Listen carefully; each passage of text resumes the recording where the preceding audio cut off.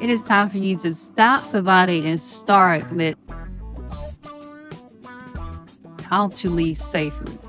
I want to get you out of there, but I don't want any harm coming to you by you trying to leave. First thing, make sure you do not tell the abuser that you're leaving, okay? You want to get your things and you just want to be ready, but do not tell them that. You want to have your own bank account. So if you have a joint account now, go ahead and open up a bank account that only has your name on it. You can keep the one that has his on there or hers, but make sure that you have your own. You want to get a P.O. box. You want to have someone where mail can go to. That is not your home address. So that if important documents come, you want to make sure that you receive that information. You want to always keep the numbers of the domestic violence shelters in your area handy. If you don't know the numbers for that, contact your local police department, victim assistance coordinator, and they'll be happy to give you that information. Okay, guys, now I'm going to take my time with this one. This is dealing with the babies. This is dealing with our children. So we want to keep them safe, but we also want them to be informed as well. Not telling them too much, but telling them what they do need to know to keep you safe and them. First thing, you want to let your child know that it is not their responsibility to keep you safe, okay? They should feel free to talk to people, law enforcement, and others like that in authority, but they should not take that load on themselves. So make sure you make that clear to them that this is not their issue. It is not their fault that this is happening.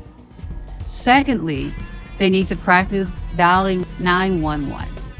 If they're school age, most of them already probably know how to dial 911, but just make sure you practice with them how to dial 911. You also want to have a safety exit for your children if there is an explosive situation that they feel free running out the house. It is okay for your children to run out the house, to go to a neighbor's home, to ask for help, to ask someone to call the police, or even for them to call the 911 themselves. You want to teach your children to how to lock themselves in their room.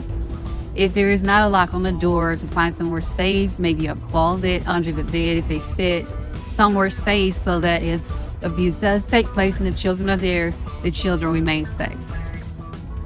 You want to make sure that you have some type of password for your children. It is a password that is going to trigger something that says something. Okay, you want to establish some type of password. That could be something as simple as cat. If you do not have a cat and you start using cat in the middle of a sentence, your neighbor knows to dial 911. Your children know 911. Just make it something that's very simple if you can kind of put it in the middle of a sentence. So not stoke too much suspicion. Here are some additional things to put together, only if you are able to do so without the abuser getting suspicious prior to leaving. Remember, get to safety first by following the step above and then do these following steps. Try to document the abuse. Keep a record of the abuse, including dates, times, and details of incidents. Take photos of any injuries and keep any threatening messages or emails as evidence. Remember, the rest of these steps can be done later after you have gotten to safety. Legal options. Consider seeking a protection order or restraining order to legally protect yourself and your children from the abuser. A lawyer or a domestic violence advocate can help you with the legal process. Child custody and support. Consult with a family law attorney to understand your rights regarding child custody and support.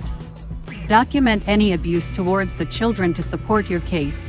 Seek counseling. Consider seeking counseling or therapy for yourself and your children to cope with the emotional impact of the abuse and to start the healing process.